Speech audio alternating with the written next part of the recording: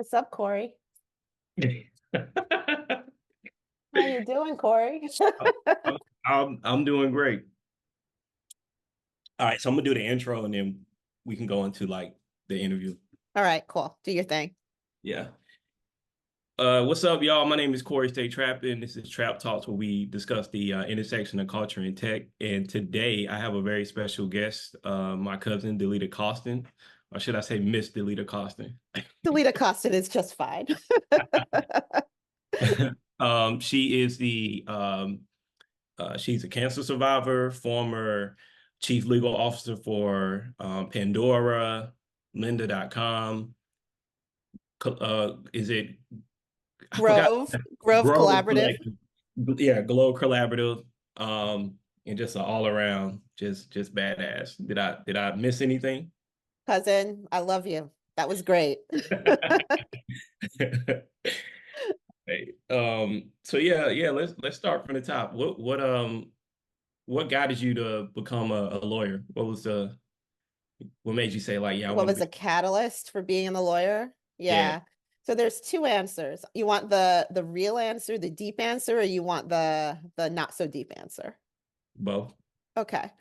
Um, the not so deep answer is that I really liked reading and talking to people when I was a lot younger. And I figured being a lawyer would be a way to be able to do both of those things and also have a little bit of autonomy, not have somebody kind of breathing down my neck telling me how to do every single thing that you need to get done in a workday. I thought it would be a good way for me to have some freedom and flexibility and to kind of lean into those things that I loved. Now, the real deep reason is that I grew up in New York City in the 80s where things were just jumping off. And, we talk about police brutality and we talk about profiling. That was all going on in the 80s. And it was a violent, violent time. And I had two younger brothers and I had cousins, and I was really worried that they might get caught up unfairly in the justice system. So I knew, not having tons of lawyers in the family, that the best way for me to be able to protect them was to be able to take care of myself through a legal degree, but also by expanding my circles so that if I ever needed help, I would be able to get it. So a little bit of it was I just wanted to do what I wanted to do, read and talk to people and have some freedom. But a big motivation was protecting my people also and protecting kind of what they would become in their lives in their future. Yeah, yeah. Okay. So did you ever do criminal justice? No, I did not. I Yeah, I was thought I thinking. would do public interest. What? Yeah, I was thinking. I was like, and you never told me you did criminal I justice. didn't. No, no, I never did. I thought I would go into public interest. There was a period of time where I did represent through a job that I had prisoners and maximum segregation, maximum security segregation units. So you think about max prison segregation units, which are like isolation or the whole. And I was defending their rights to get to the law library. It was a constitutional right, access to legal advice. Um, but what I saw in kind of those circles was just so much need and so much um, problems that were so big that I felt the best way for me to be able to contribute was to just keep taking care of me in a lot of ways and then figuring out a way to pivot and help in the areas where I could. Yeah, Um, and then I thought I would do public interest work, and I ended up going to a law firm, and that was a world of stuff I'd never even heard of before. I mean, I didn't know the difference between a stock and a share. I was just like, this is a new universe. yeah, So let me hang out here and learn something about the way this part of the world works.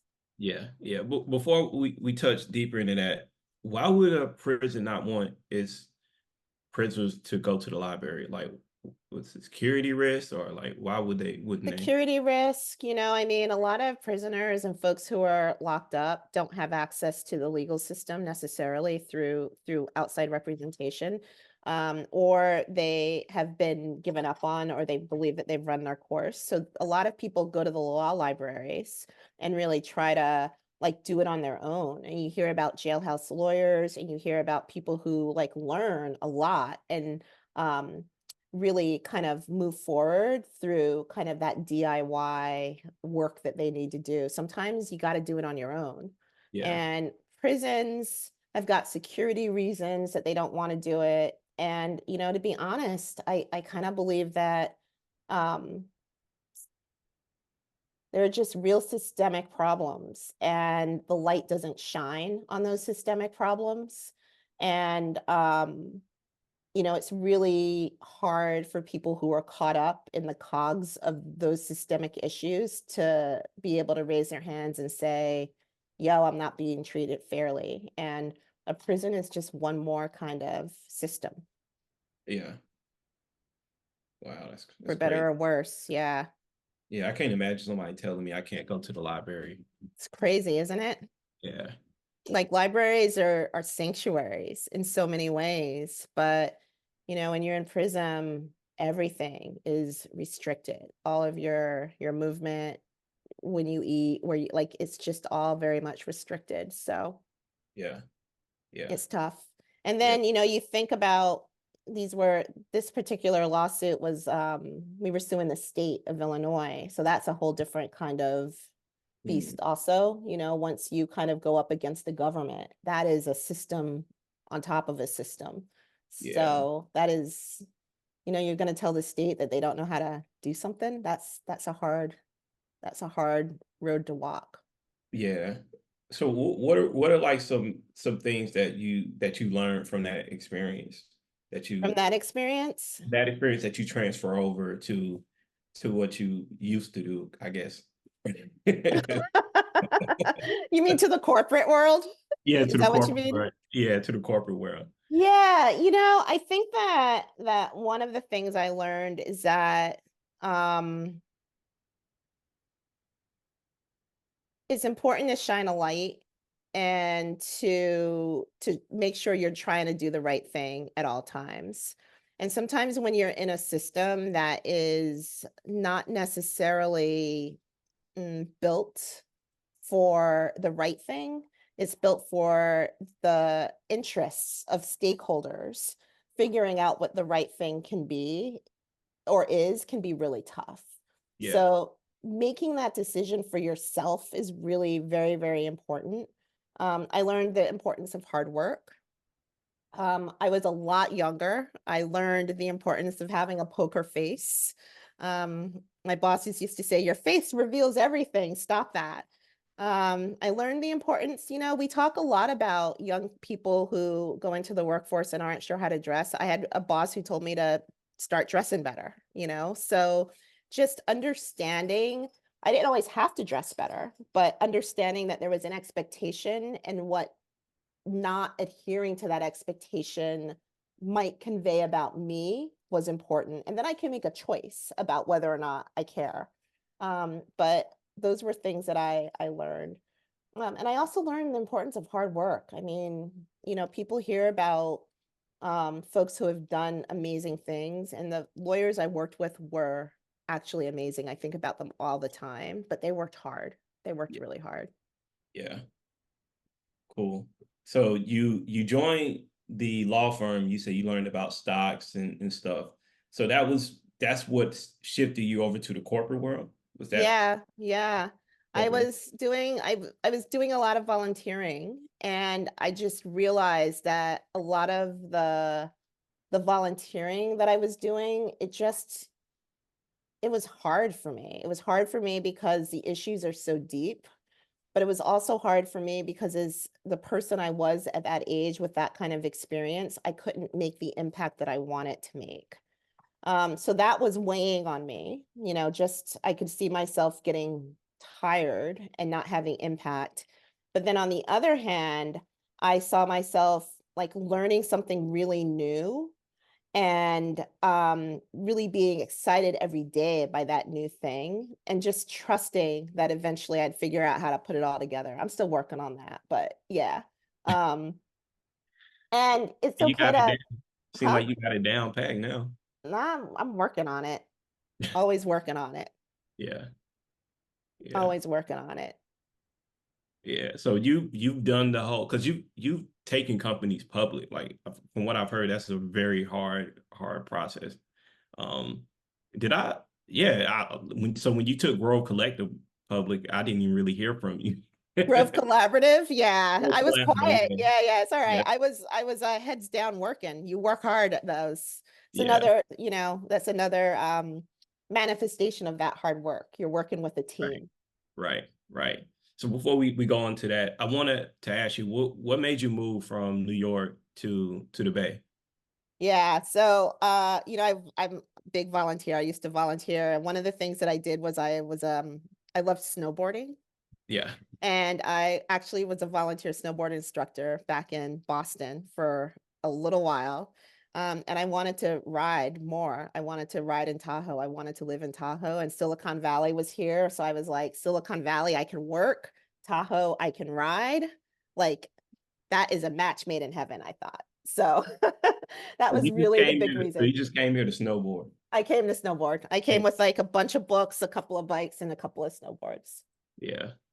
So did you know anybody before you moved? Yeah, I had a bunch of friends from college who were here, and that was a lot of fun. I came out here at 28, 29 years old, and a lot of people from Northwestern, where I went to school, had settled here. And for those first 3 years, man, it was a blast. I had a really good time. Yeah. So what advice do you have for people who are looking to move to the Bay? Right? What are some like things that I know the Bay is so different now after COVID, but like I guess generally speaking, if someone's looking to move to another place and like for career reasons or what have you, what are like the main things you did to solidify yourself there? Yeah. You know, I think that coming to the Bay Area or moving anywhere needs to be a choice that you make for more than a job. I think you need to really understand the Bay Area is beautiful. The Bay Area is gorgeous. There is hiking. You can learn how to row. You can snowboard. You can bike. You can hike. You can do like all these amazing things. You can wake up in the morning and go for a walk 10 blocks from your house and see some of the most gorgeous scenery ever, ever. So if you're moving to the Bay Area, you kind of have to know that that's what you're getting and be able to appreciate that, because working is going to be tough. Everywhere you go, work is not recess. My dad used to say that if they thought it was supposed to be fun, they would have called it recess, but they call it work instead. Um, so you got to move to a place where the stuff outside of work is going to be fun, and then figure out how to make your way, find your people.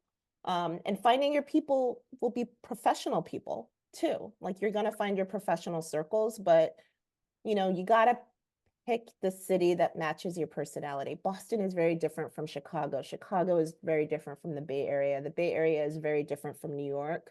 So pick your personality and then like really fully commit to it. Yeah. Yeah. It's a big Cool. thing, I would say. Yeah. A really, really big thing. Yeah. Yeah. So did you move to the Bay considering all that because it was a tech hub or it was just no, No, I moved because I wanted to snowboard. really just snowboarding? That's Yeah. And I knew that the kind of law that was being practiced in Silicon Valley was different from the law that was being practiced in Boston at the time. And I wanted to keep doing new things and challenging myself. yeah, So I didn't want to get stable. I don't know that I was even particularly good living in Boston doing that kind of law. I don't know that I would have turned out to have the career that I've had I stayed in that city, in that kind of environment. Although the law firm I worked for was one of the best, hands down, taught me so much of what I know today. It was kind of moving here where it felt better for me, where I could snowboard and I could meet people who wanted to do what I wanted to do. right. And the law was a little bit different. Like, all of that just energized me and made me really excited. Yeah, yeah. I didn't know you lived in Boston. I thought you just lived in New York and then came to the Bay, went to the Bay. Nah, I went to Northwestern, so I was in Chicago for a little while, or Evanston, and then Chicago, and then I went to Boston for law school. I went to BU, and then I came here. You just thought that because I'm a New Yorker through and through. Yeah, Yeah. yeah. You can't take Queens out of me. Exactly. Queensboro right here. Yeah. Yeah. So I know Can I the ask you a question? yeah, go ahead. Yeah. Yeah, so you've lived in a couple of different cities. What would you say is important when you first go to a new city? Um, I would say really know what you're kind of like you know what you're going for. So, when I left North Carolina and went to the Bay Area, one of the things that really drove me to go was the Raleigh Durham area. I felt like was where a lot of tech hubs around the world all emulate in the Bay Area, right? And so I wasn't getting the opportunities that I felt I deserved. And so I was just like, yeah, let me move. And so I just made the jump, took a really big risk. And one of my friends was already there. And then I think it obviously ties into how me and you met, where I sent Taya, our mutual cousin Taya, a message. It was like, hey, I'm moving to the Bay. And she's like, oh, we got a cousin there. So I would say the biggest thing is like know, kind of like you said, know what you're going for. I wanted to really work in tech and actually be at the seat of tech. Um, and I would also say second, always network, right? Because Mm, it's important what you know, but it's really important in who knows you because that'll really help. Um, and the Bay Area is just so expensive. So if you're looking to move somewhere, I would say go in with the job unless you have a trust fund or some money saved up. I was able to land a job before actually moving to the Bay. right. I was very lucky. So I would say those two things, but it was very hard going from coast to coast because I didn't really know many people. I think when I moved there, I just knew well, I actually really just knew one person. Then I met you and Daryl. Yeah. Um, and you all like have, guided me or whatever. You say I did all the work, but I'm like, you all, Now you did it all. my You mom know.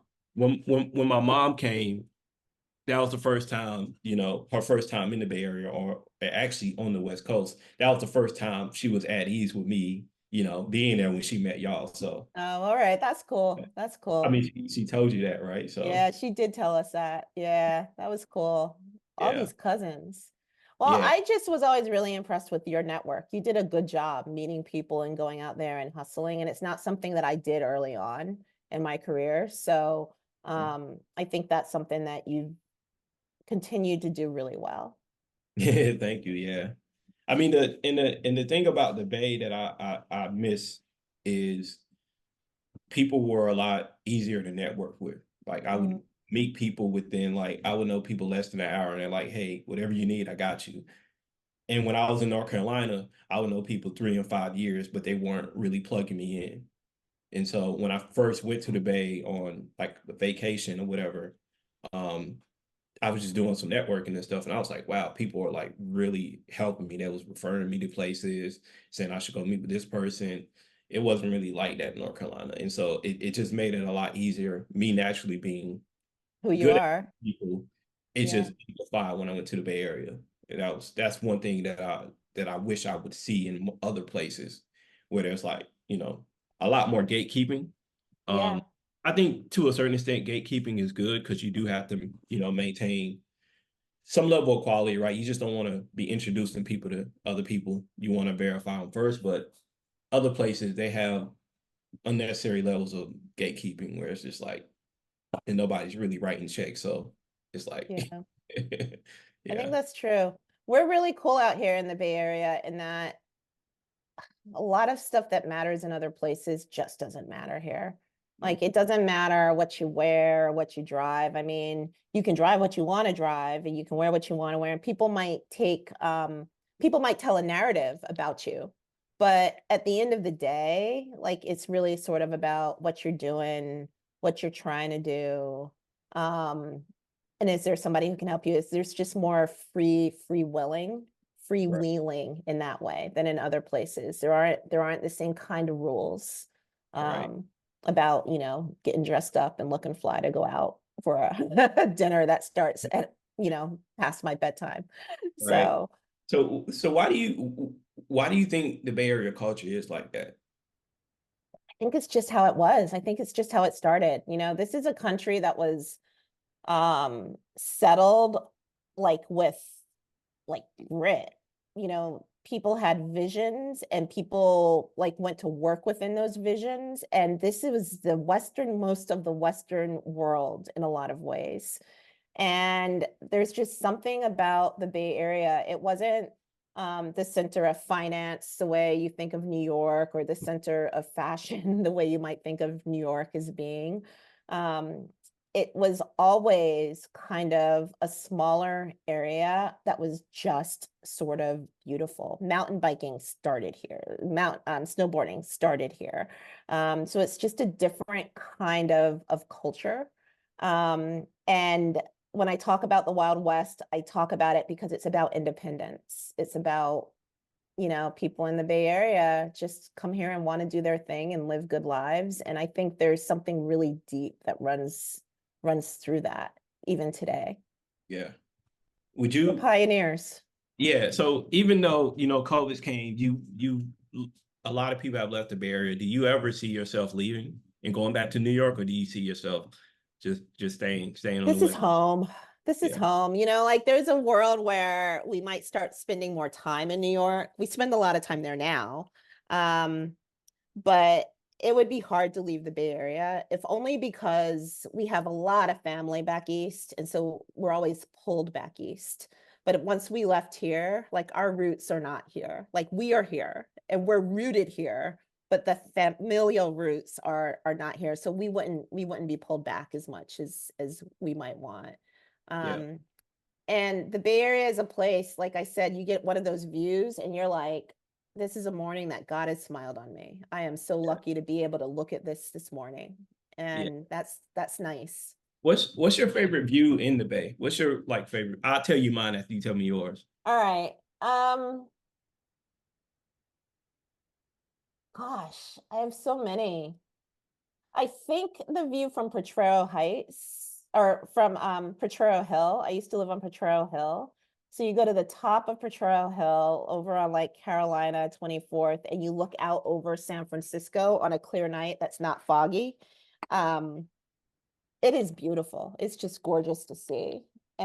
And yeah, I think that's probably one of my favorites. Yeah, I don't think I did that one. No, I don't think I Next did. time you come, we'll do that. Yeah. My favorite view is going to Angel Island, and you can actually see all three bridges: the San Rafael, Bay The Bridge, Golden Gate and the and Bay Golden Bay. Bridge. Yeah, yeah. Yeah, that's pretty cool. Even you can, yeah, you can even see them on a foggy day too. Well, because usually the fog isn't everywhere, but yeah, Yeah, that's cool. yeah, Yeah. yeah. I just fell in, like you said, I fell in love with the views. Like even like at Dolores, where you can see the skyline, Dolores Park. Um, yeah, I do kind of feel like San Francisco has better views than Oakland. But then again, where you live, you can see Oakland. I mean, you can Yep. see over San to Francisco. yeah, Yeah. yeah, Yeah, it's true. And yeah, even the fog here has got its own personality, Carl the Fog, right? Like there's just, I would really miss the fog even, like it would be, it's its own thing that doesn't exist anywhere else really, or not many other places. yeah. Love it. Ooh, that's cool. Um, you kind of touched on this earlier. We didn't talk about it per se, but I noticed that you've done a lot of volunteering. Yeah. How important would you say is volunteering to someone who's early in their career with whatever they're doing? Volunteering is like almost everything, Yeah, right? I mean, I think that when we're working, we are hired to do specific jobs and we got to do those jobs. Um, but sometimes in those jobs, there isn't an opportunity, not because the company is mean or your boss is mean. Sometimes there's just not an opportunity for you to be able to learn other areas that you're going to need to know later on in your career. So I'm not saying don't learn the things that you need to learn to do your job. You always have to do the job. Like that is number one. You got to be able to do the job and you got to figure out how to do the job well, and be recognized for doing a good job. right. But there are moments when you want to do more and you are capable of doing more, and the company won't be able to provide you that opportunity. Volunteering, serving on nonprofit boards helps you be able to do that. It helps with teamwork. You can get onto a committee and learn something about finances. You can get onto a committee and learn something about talent acquisition, about strategy. All of these things are accretive, and they all go to making you who you are, and they deepen your experience. They really give you another layer of experience that you will be able to draw on in your next endeavor. So, and I also think that the world is such, and this country is such, and the systems are such that, you know, we all have, if we can, kind of an obligation to find ways to make the world better for somebody else, you know, however it is that we want to do that. It helps us meet people who maybe aren't like us. It Yeah. helps us meet people who have had a completely different life story than us. It helps us learn something. Um, I think that it's really important. Yeah. Yeah, and I agree with that. Like I did a lot of volunteering at different hackathons. You That did. really helped me like meet more people. I think would say I even picked up like project management skills just from doing that. Definitely product management because you're working with people. You gotta say say no to things without, offending people. You gotta say no in a nice way, right? Um, but yeah, I definitely agree on the volunteering. That's one thing I picked up on. You're like, I volunteer here. I just moved to the Bay, the snowboard, and I volunteered on the snowboarding committee. That's cool. Yeah, yeah. I've always volunteered. I always have. And that goes to, you know, if there's one thread in my life, it's just that I'm always trying to do new things and help people, right? And so what's the new thing that's going to be interesting that I can really dig into? And is it going to be something that is helpful? I try to find those things. Not always together, but I try. Yeah, yeah. All right. So you moved to the Bay to snowboard. Then you started your own law firm, right? Or you was doing No, I went to CNET Networks first. That was okay. awesome. First, I Oh, was at a law firm called Pillsbury. okay. Um, and then I went, and that was a good place for me too. That was a great landing spot for me into the Bay Area. And I probably would still be there. The people were great, the clients were great, except that I knew I probably didn't belong in a firm long term. Um, but God, I had some really good mentors there, and at Goodwin, my first law firm in Boston also. But I left to go to a company called CNET Networks, and CNET was cool. We were on the front lines of online advertising and figuring out the online advertising units that existed at the time. We were writing standards for how you serve online advertising. Downloadable software was like, you know, those were our table stakes. We had a site called download.com where you could download software on the internet at a time where it was always fraught with worry about malware and spyware. If you went to download.com, you knew it was trusted and safe and secure. Um, and that's where I really started to learn a lot about good governance, you know, just at the corporate level. Mm. So that was a this is the longest I've ever worked someplace.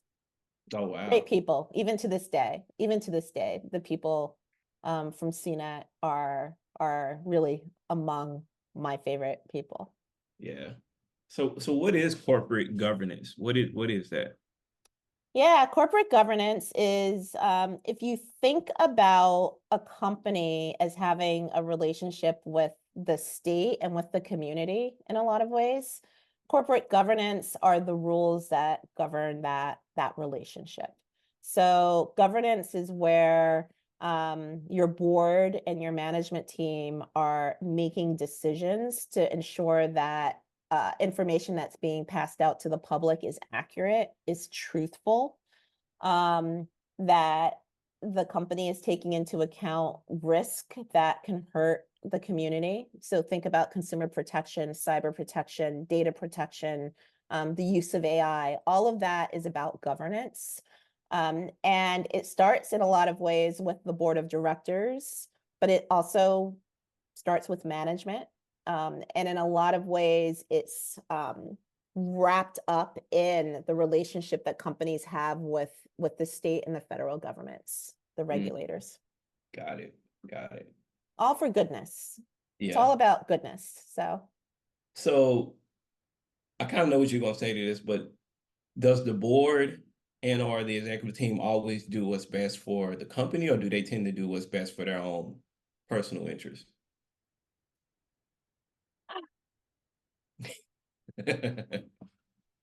Everybody is out there doing what's best for the company. Everybody has a fiduciary responsibility to do what's best for the company.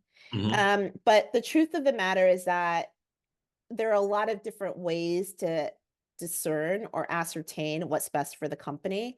And everybody comes to that decision based on their own experiences. So, an investor who sits on the board is also thinking about his or her investment as they're thinking about what's best for the company. Here in the United States, it's also about, in a lot of ways, maximizing shareholder value. So an investor is thinking about it from that perspective. An independent board director who didn't make an investment is thinking about it from a different perspective. Mhm. Um, their interests are aligned with folks who maybe didn't make that kind of investment. They're not as personally attached to it. The management team is thinking about their equity compensation and their performance compensation and how what's best for the company might also impact them. But at the Right. end of the day, everybody is trying to do what's best for the company. I've not seen a situation where that is not the case. It's just that we all have different experiences and perspectives on what that is. Mhm. Got it. And sometimes depending on where you are in your life, you can't even really imagine what somebody else's interests might be, Right. right? Which is why it's important to get to know people. Interesting. So how are you seeing like conflicts of interest play out between boards and between executives? If you can give some stories without names. Yeah, conflicts of interest are a problem when they provide an opportunity for an individual and not for the company, right? So when somebody profits in a secret manner or an unfair manner, in a way that really should have been advantageous for the company. So a lot of companies do have conflicts of interest, and they have what we call related party transactions, where they have to disclose those relationships. Board members have to disclose relationships with the company. So if I run a company and I'm on a board and my company is also providing services to the company on which I sit on a board, I have to disclose that. And the other board members have to decide whether or not there's an appropriate business relationship there. Right. So that's the real thing. Now, I think that in a lot of startup companies, like just go back to what we were talking about earlier. Everybody's trying to help each other. Everybody's trying to take care of each other. And so sometimes in early stage companies, you're just getting help from wherever you can get help. And that governance framework might not be as like tight as it will be in the future. And you Right. just kind of need to watch for that and make sure that you're disclosing that so that another investor doesn't get upset hearing that, you took their money and it went to another board member's company, right? Like you kind of have to be honest and be fair about that. But, you know, that I think is where earlier stage companies sometimes run into trouble. Yeah. Cool. They're Cool. just not thinking about it. They're just trying to get the thing built and trying to get the customers acquired Right. And raise money. and Build it. raise money. Yeah. Got it. So how did you end up at Pandora? Yeah. I was building my own little law firm and I was writing for the SF San Francisco Examiner, a little column called How to Start Your Own Business. Um, Volunteering. it was mostly volunteering, actually. I might have been paid a little bit nominal amount for page views, but yeah, it was mostly volunteering.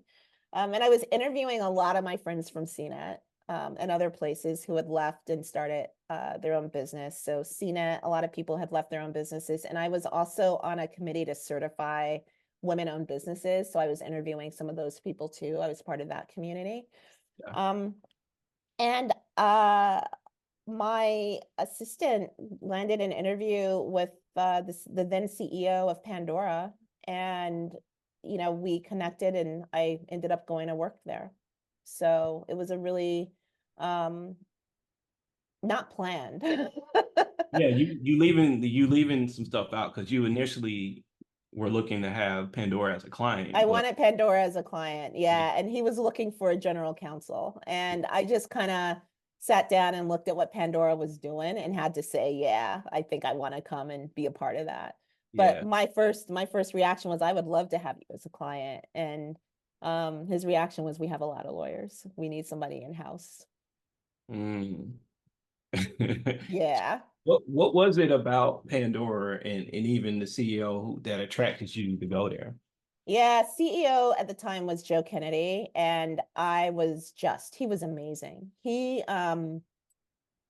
already had a long career um at General Motors, and he was just a quiet guy who got it done. He put in the work, he put in the hours. He was there before people got to work. He was there as people were leaving. Um, and he was a guy who knew how to lead teams and do strategy, but he was also wildly creative. And he was fair. And I could kind of tell all of that. Like, I just thought he was the most interesting person in a lot of ways that I could work for, which is one of the reasons why I went. And then at the time, Pandora was just really cool tech.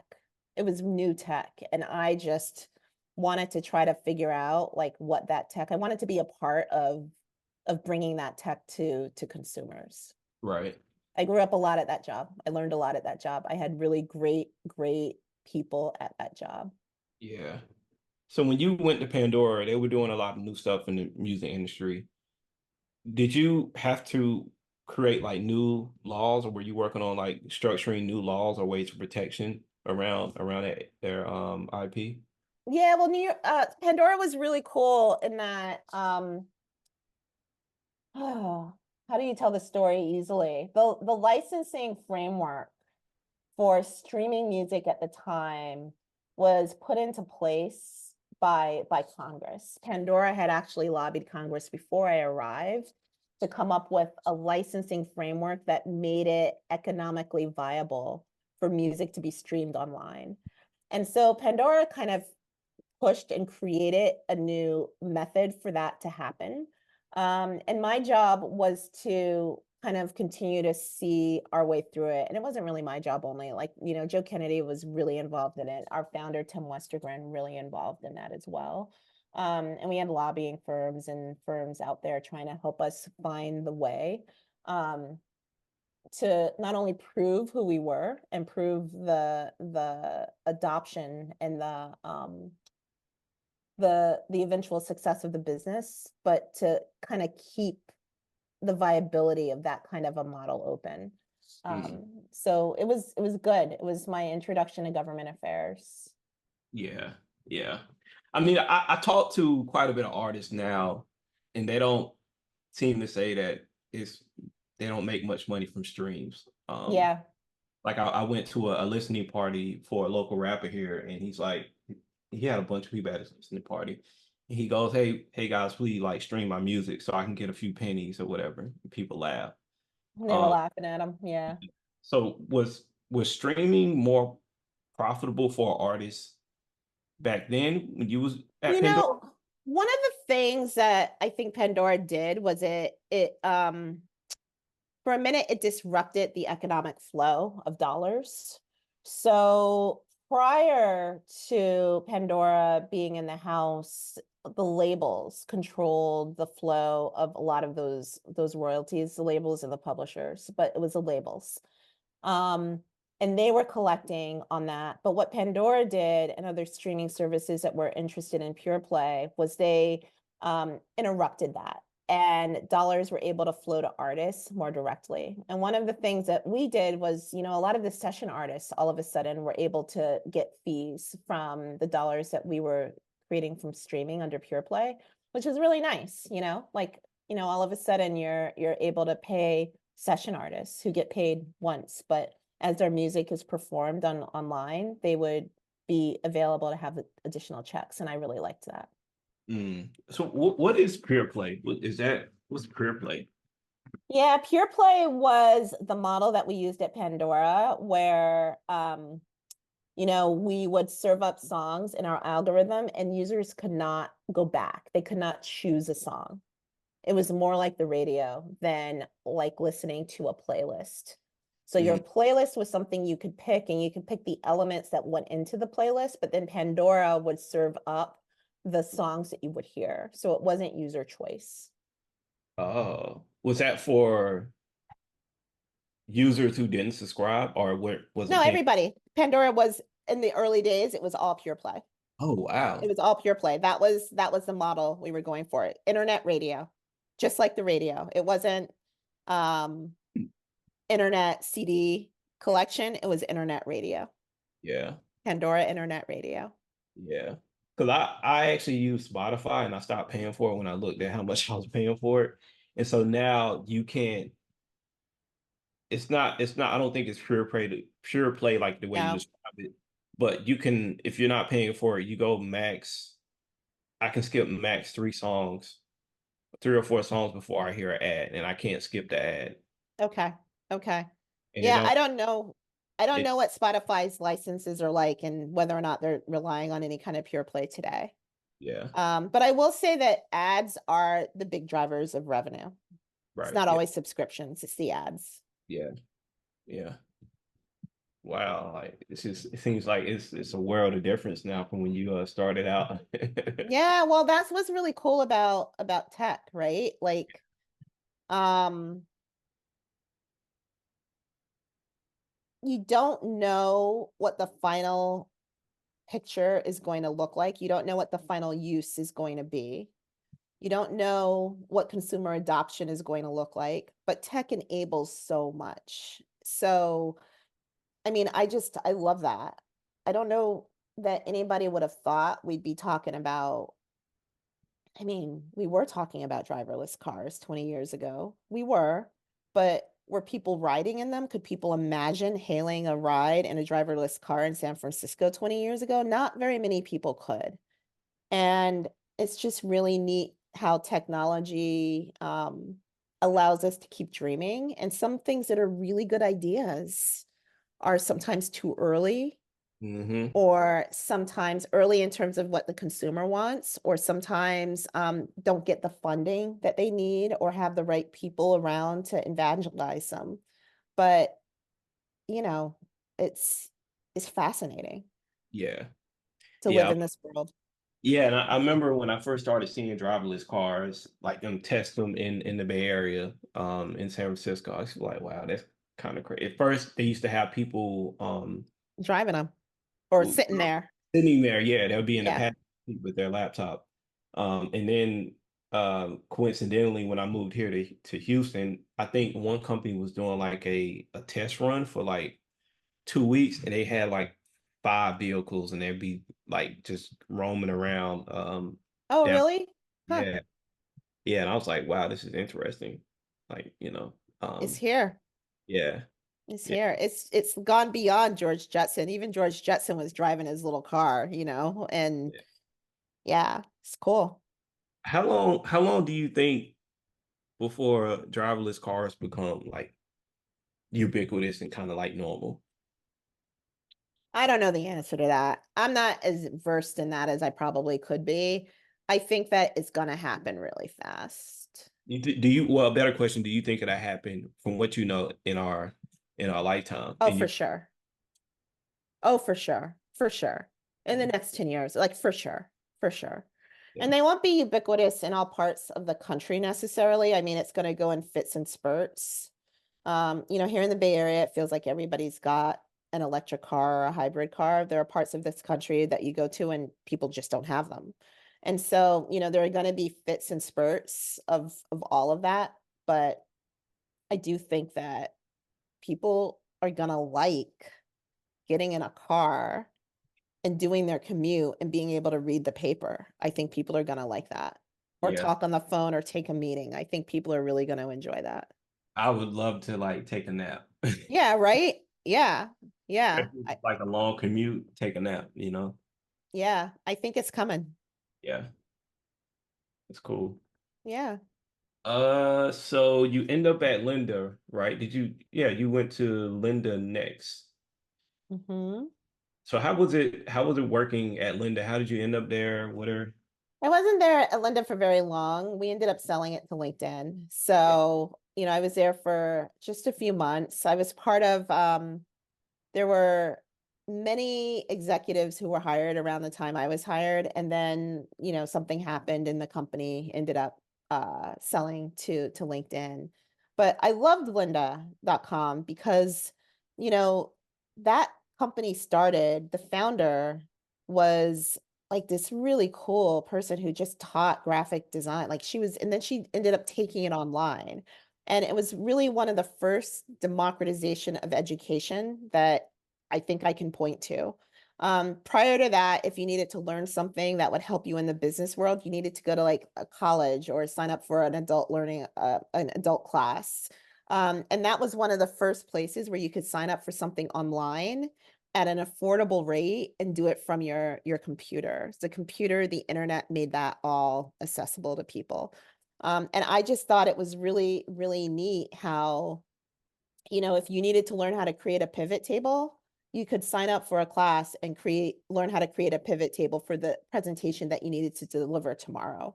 It was yeah. just in time learning. And I loved everything about that. I Mm. really did. And that's basically what LinkedIn Learning is now, right? Yep. It's lynda.com. Yep. Yeah. I mean, I don't know how much of the Oh, original team is still there, but yeah, LinkedIn bought it for LinkedIn Learning, and a lot of the Linda folks went there. yeah. So why didn't you stay at LinkedIn? LinkedIn had a general counsel. So Mm, often what happens when there are mergers is that the folks who are at the target company kind of phase out over time or immediately because, we would be redundant in another company's organization. right, right. Got it.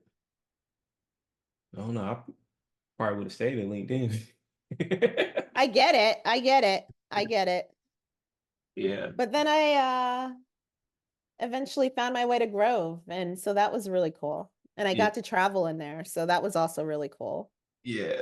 So tell us about Grove Collaborative. I got it right this time. Yeah, you got it. You got it. Grove was really cool. I totally support. Like Grove was a mission-driven business and it still is. And it's about putting clean, healthier products into the hands of households, consumer product goods into the hands of households, getting rid of plastic, planting more trees, drawing attention to the huge problem that we have of climate warming and our own decisions to utilize resources that ultimately are not for our good. Mm, And so Grove is out there really combating that with really good products that have great packaging, that are still efficacious, that enable you to get clean your house or moisturize your face or wear deodorant. So Grove was a really great business in that respect. And we went public. We took it public via SPAC. So that was something that I hadn't done before ever in my career. I'd always done, Pandora went public through traditional IPO route. And before that, I had worked on IPOs as a law firm associate, but I had never worked on a SPAC. And so that was really neat. yeah. Oh, this is one question I want to ask you. Yeah, So go ahead. Daryl showed me the picture you took when you rang the bell for Pandora. Why did you wear all white? I know no one you had on all white, and I'm like, That's a deleted. Yeah. That's really funny. I was just talking to somebody about that. Somebody else asked me that.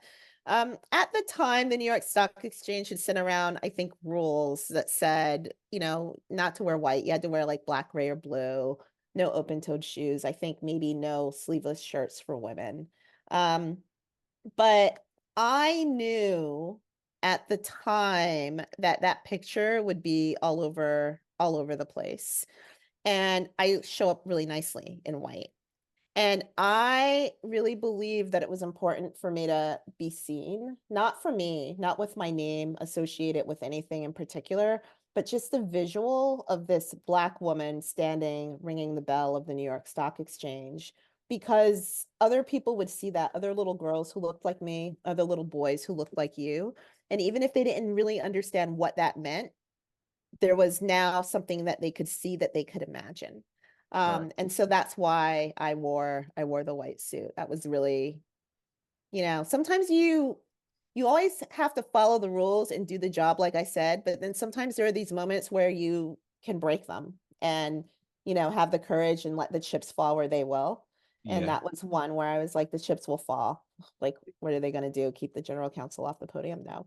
So And did people reach out to you and say, "Hey, you inspired me" and stuff? Did you get those type of messages and stuff? Yeah, I think we all do, right? Like, yes, I think that people saw that photo, people saw it on the news. And I think that all of us who get to a certain point in our careers have people who reach out to us so that we can reach back to them. And so, I don't know if they reach out to me because of that picture per se, but people reach out because they want to do what I did, and or not do what I did. But they want some insight on that. Yeah. So Yeah. it's like the I don't know if I pioneers. I don't know if I said this in the introduction, but and maybe I did, but so I like repeating it. But yeah, you're the only Black woman to take two companies public, right? Yeah, I can't believe that's true. You can't believe that. I True. cannot believe that's true. You can't believe And yeah, I'm pretty sure, like, let's see who this reaches. Let's find another like Black it. woman who was in the C-suite who took a couple of companies public. I cannot believe that I'm the only C-suite Black woman member who did that. Yeah. Or the only GC, Black woman GC who did that. But I haven't taken the time to try to figure that out. So let's make a call out to all of your listeners. Like, let us know who you are. Yeah. So are But I you going did take two. so are Yes. you going to go for your first three-peat like Jordan? No, I think I might be done right now. I think right now I'm focusing on um, two things. I'm focusing on finding the right corporate board seat where maybe we'll go public, but it won't be me doing it as an operator. It'll be me kind of imparting wisdom and, lessons learned and failures that I've learned about to the new management team that I work with. Yeah. And I'm also working with GCs who are new to the seat or aspiring, to give them kind of specific building blocks on how to be successful in their roles. Yeah. So I don't see myself stepping into the GC seat and going public again, but I do see myself helping others to do what I did. Yeah. You really work hard. I remember one time I reached out to Daryl. He's like, "Yeah, the leader's going to be in Texas," and I think you were in Austin, but you was in a hotel all the most of the time working. I was like, "Well, Probably in Austin, so I in couldn't." Austin. Yeah. Yeah, Yeah. yeah, Yeah. That's totally, yeah. I mean, a lot of meetings. You fly into cities and you just kind of do meetings. yeah, yeah. So you touched on SPACs. So what exactly is a SPAC? Oh, do we have to talk about that? I think it's because I mean you said we did a SPAC. I mean, just give us like A a little bit of an overview about what a yeah, SPAC is. because some people who are listening may not understand what a SPAC is. Yeah. I So understand the what it is, but It's a good point. So the traditional way that you go public is the company goes out and it says, we're going to open up our shares to the public. And you have an investment bank, and the investment bank goes out and it finds institutional investors mostly to buy of the public to buy into your company. And so all of a sudden, The shares of your company that were usually in a private company owned by a small number of people or organizations is now owned by the public. That's a Hmm. traditional way to go public. You just sell shares into the public markets.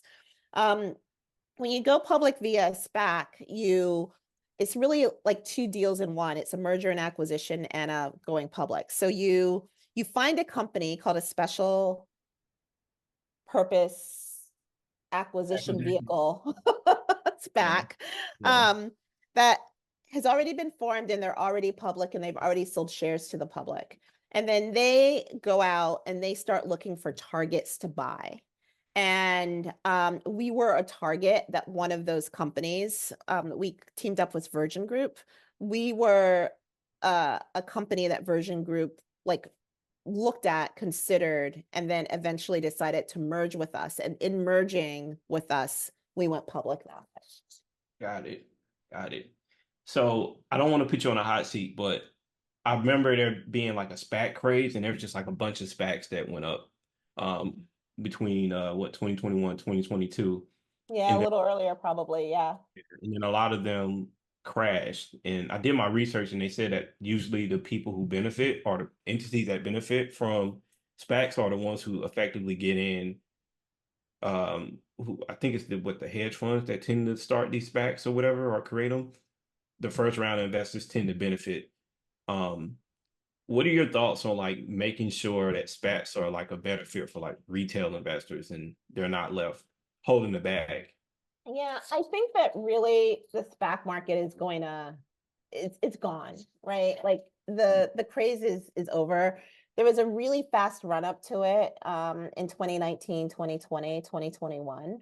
But I think that the exuberance of that way of going public has dissipated.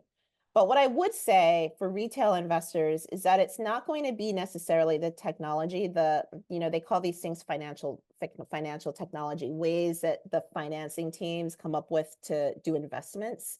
Like the investing technology um, can be safer for retail folks, but those retail folks really have to read and understand the disclosures that the companies are putting out. Yeah. And, I think that's something that, when you think about generational wealth and how we move towards that, my mom always used to say you need money to make money. And the reason for that in part is that you need money to invest, but you also need people, you need to be able to pay people, or you need to be able to pay people to do the things that you would be doing otherwise while you're learning about the pros and cons of your investment. Right. So for retail folks, you just don't invest because your financial advisor says, oh, SPACs are cool, or because your brother says SPACs are cool, or because your sister's working at a company that's going to go public via a SPAC. You kind of have to sit down and once again, do your homework, do the Yeah. work to Yeah. really understand it. But that's, you know, it's not, it's not as easy as sitting down and, trying to figure out how to do a crossword puzzle. Like it's complicated. So you got to find the people to help you. Yeah. Yeah. Cool. But everything is disclosed or should be disclosed. So, Yeah. all the information is out there for you. And it Yeah. is in this country written in English. So, that's also it's not insurmountable. Yeah. Yeah. So I wanna switch gears. Um, for people who are looking to actually become a lawyer, particularly, and I guess we can talk more about like tech law. I guess you can say tech corporate law. What are some things, and you kind of already touched on it, but I know you said one thing is volunteer, right? But what are some other things you would do if you were just out of law school Just and out you of law school. wanted to break into like corporate law, specifically around tech? Yeah. So I think that there are a few things to do. The first thing is you got to learn your craft. So figure out what it is that you want to learn and go find ways to learn it. Go find the firm, go find the company that's going to help you learn it and teach it to you. So, in tech, we think a lot about IP law. In tech, we all have companies, so there's corporate law. Maybe there's a need to understand litigation, but you have to learn your craft. You have to be able to walk in with some kind of subject matter expertise. You have to be a lawyer. You have to understand the law. Yep. So go find areas of the law that you don't know and fill up your toolbox. The next way that you fill up your toolbox is you start to really think through the the skills that aren't necessarily law that other folks have mastered or that they're using to succeed. So you want to think about, how are you persuading people? What does your influence look like? Do you actually understand how to communicate to the highest people in the company and to the junior people in the company? How do you motivate people? All of those are sort of soft skills, but they're really crucial skills. People call them soft and say maybe you don't need to worry about them, but you do. You need to be able to market yourself and market your team. And then the next thing is just, I'm always really impressed, and I don't do this enough myself, and I never did it enough in my career, to just call up people and say, hey, I think there's something I can learn from you. Will you let me take you to coffee or tea for 30 minutes? And then have questions that you're ready to ask that person. Because people will always do what I'm doing now. They'll talk about themselves and kind of what it is that they can share. Yeah. And you can always take advantage of that. So, just do that. And from there, opportunities will flow. Got it. All right. So I'm in my career. I'm doing well as a tech lawyer, right?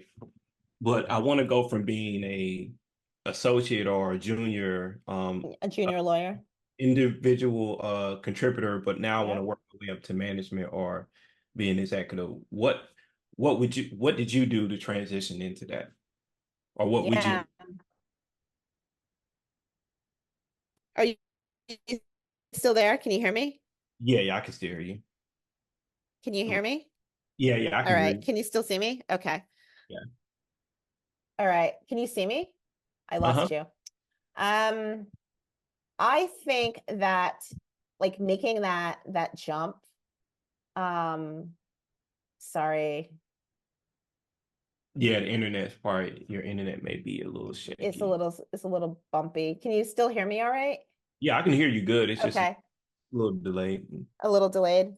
Yeah. All right. Well, I can't see you, so I'm not gonna worry about that. Yeah. Um, but I think that the way to start moving up in your career is to let folks know that you want to move up in your career and to start asking them.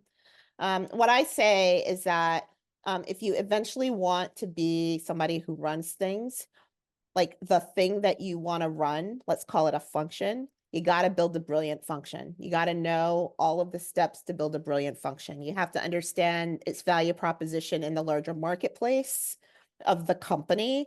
You have to understand the value that it provides to members of the function. You have to, you know, do the work.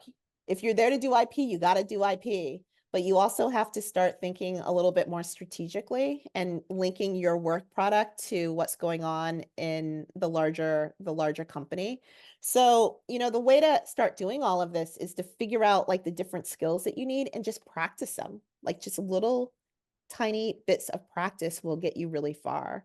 So for instance, there was a time where I was like super hesitant to introduce myself in meetings. I would walk into a room and maybe just feel like I wanted to sit down and not introduce myself to people. You really? I know it's hard to believe, but it's true. And and so somebody said, just play a game. You walk in, and the first thing you do is you walk around the room and you introduce yourself. You stick out your hand and you introduce yourself. Make it a game.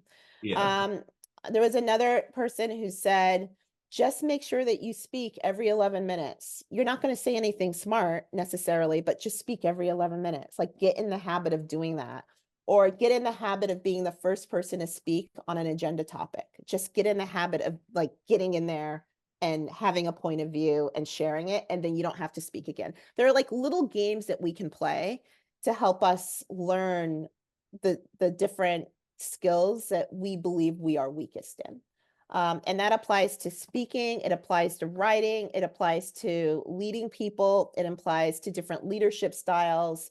You can practice all of those things that people tell you are gravitas and executive presence. Like it's not ephemeral. Like there's tangible things you can do to build up the perception of gravitas. Yeah. Yeah. Got it. All great advice. Thank you. If some of this I've actually you told me, you just like, Corey, don't do this, do that. Yeah, I try not to be that directive, but you're my cousin, so you're like my brother. Like, just Yeah, don't do that. yeah, Yeah. yeah, yeah. And I've taken the advice and it's never stirred me wrong. So Well, that's good to hear. yeah, It's good to hear. yeah.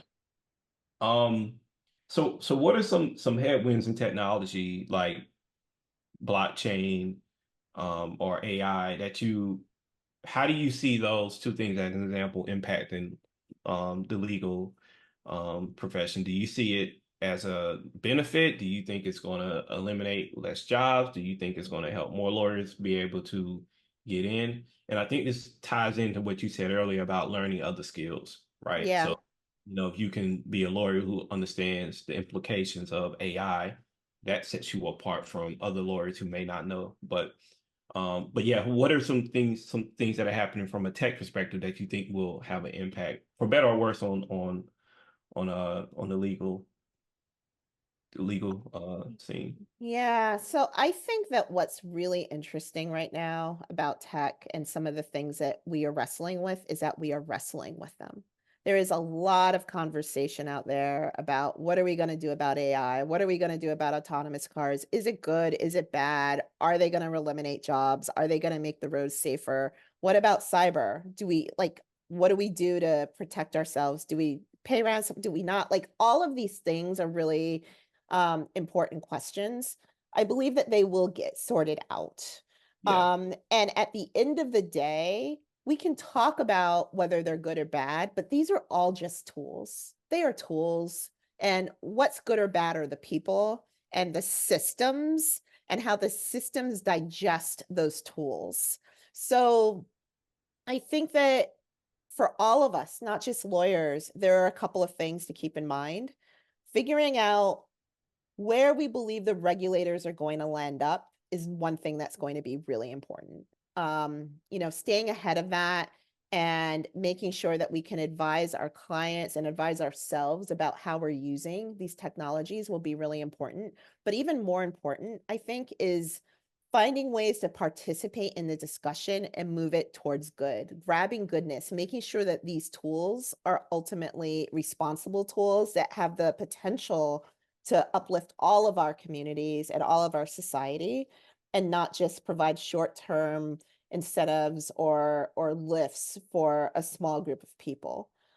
Because we're all it's one big system. Our society is a system. right. Um, and so people may lose particular jobs, but new jobs will come up.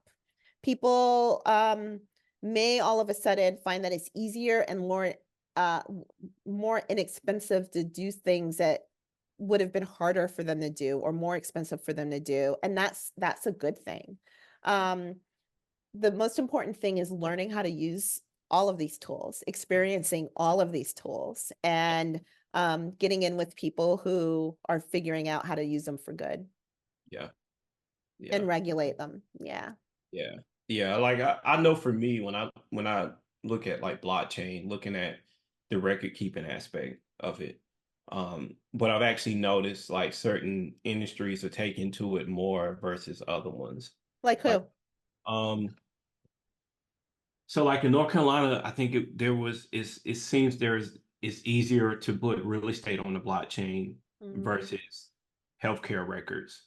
Like I haven't really seen or heard much movement around healthcare putting records on the blockchain. And I think it also could be due to lobbyists, right? Like I also like to look at what politicians are investing in to see which interesting. industries are going to get more headwind. Hmm. Like um Nancy Pelosi is pretty public. She has a bunch of NVIDIA call options and she's made multiples on Nvidia more than she's making as far as a salary, right? Okay. Which is like really crazy. So like, those are things that I like to look for when I'm trying to figure out, is the industry going to get um more short-term headwind? Like I don't like Yeah. renewable, like I love renewable energy, but with the prospect of Trump getting into office next year, it may not be good for renewable energy, right? So also looking at that, Yeah. Not yeah, today. Not today. Maybe not in the short term. yeah. Yeah. Which I think renewable energy is going to be big 10 Mm-hmm.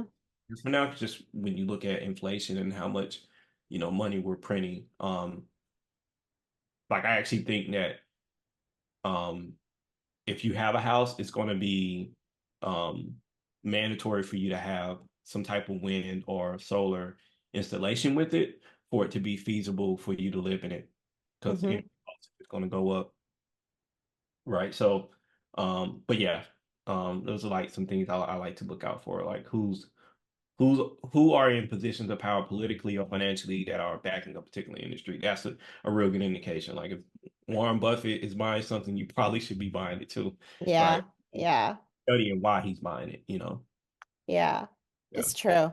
I think that's right. And I think that it also goes back to, I mean, I love that as a like pathway of diligence, what you're talking about. Yeah.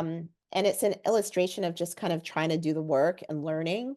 And so to go back to your earlier question about how do you make something like a SPAC investment safe for retail investors, like you just kind of have to do the work, right? Or delegate the work to somebody who you trust, Yeah. because all of this is really complicated and you can live a really good life and never ask any of these questions. You'll be impacted by all of them, but you don't have to live in it every day.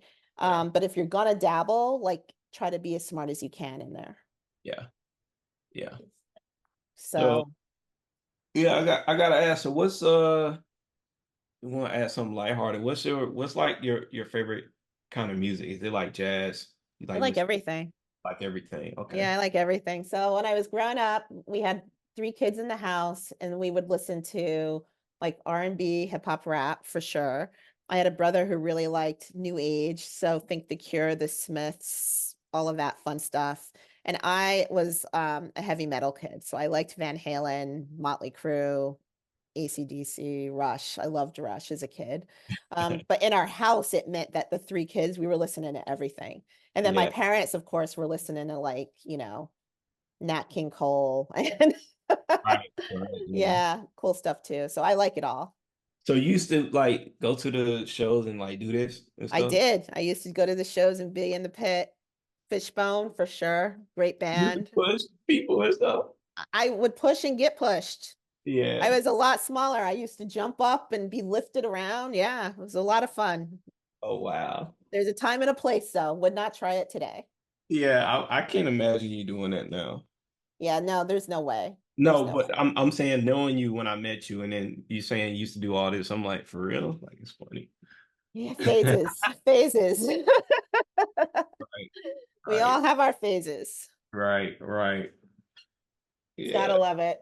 yeah. Yeah, I remember my first show was a Fishbone show down at the Ritz in New York, and I was there with a friend, and I remember he said to me, my first small show, he was like, hang on to my belt. They're about to come on. I was like, why am I hanging on to your belt? Like, it's gonna be fine. And he's like, no, really, hang on.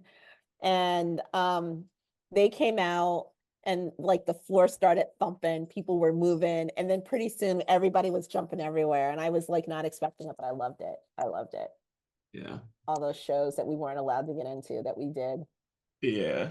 That's funny. Yeah. Yeah. Well, that's all my questions, unless you wanted to ask me anything. No. Should I ask you something? I don't know.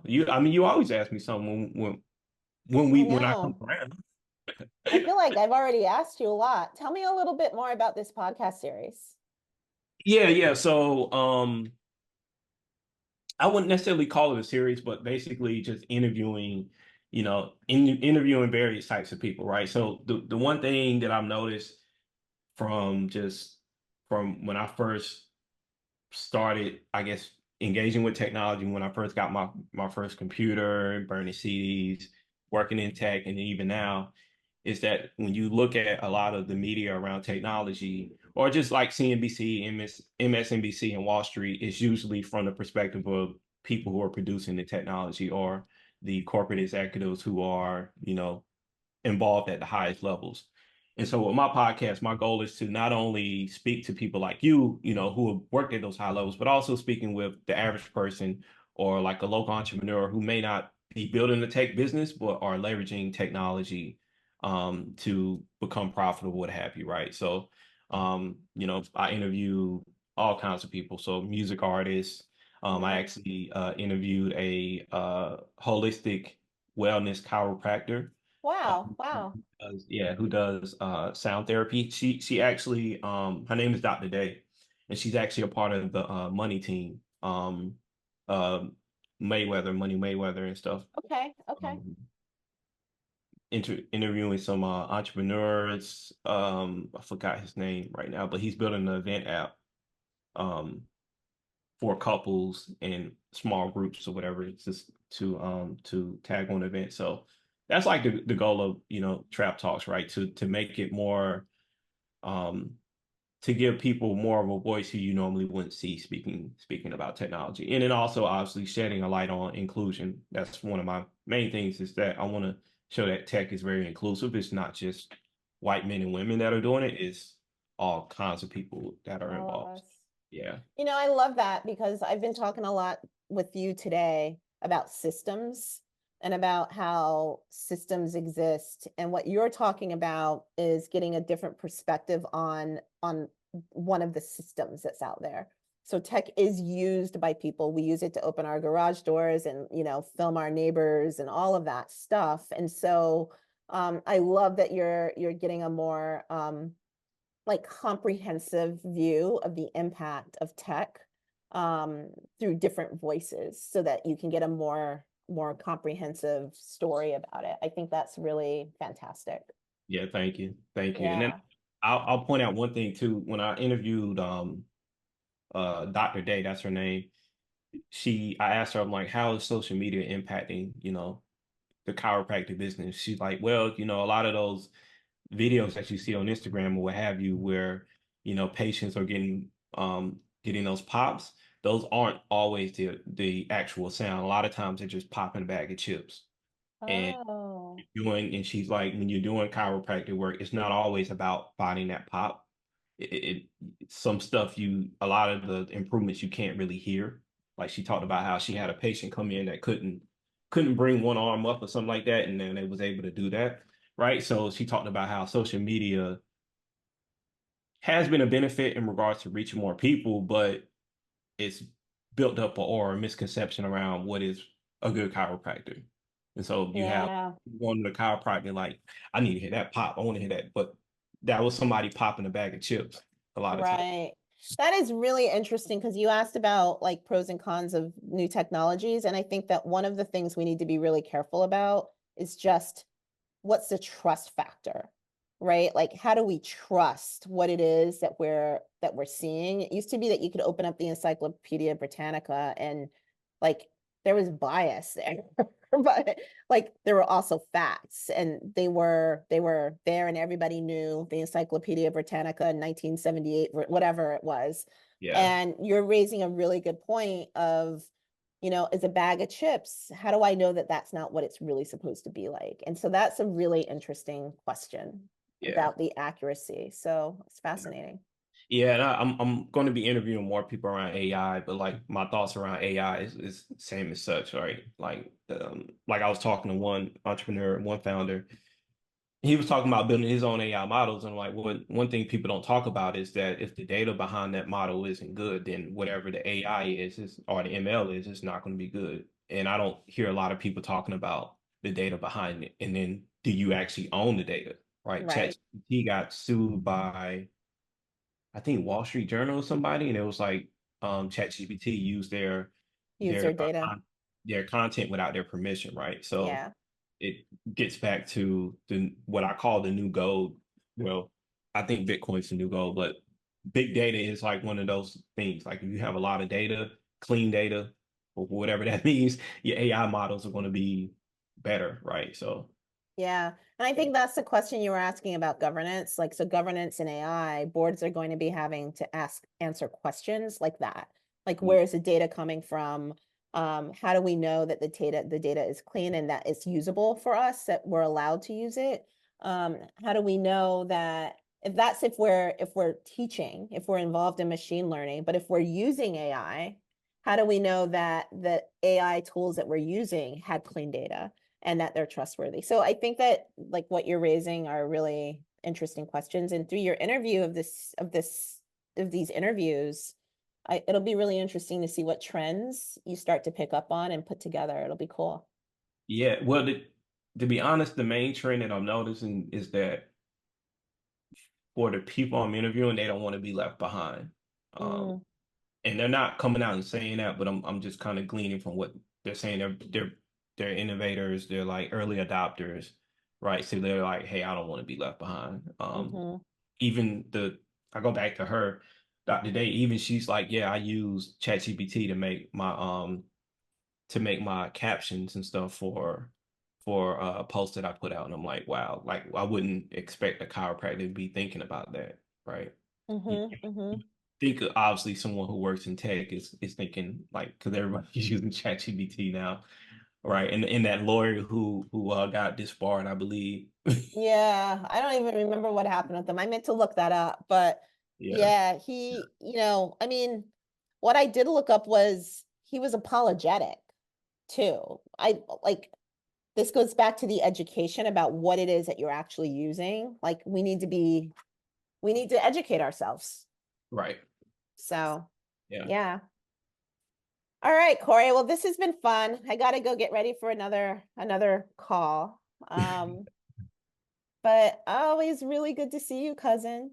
Yeah, good seeing you too. And thanks for this opportunity. Thanks for sharing this wisdom. Oh, no, thank you for the opportunity. And I'll come be on your you can interview me again at some point because it was Oh, fun. You're good. I will. I appreciate it. All right, darling. I'll take care. Corey Stay Trap and Trap Talks. Miss Delida Costin, even though she don't like when I say miss. But yeah, y'all come back soon. Take care.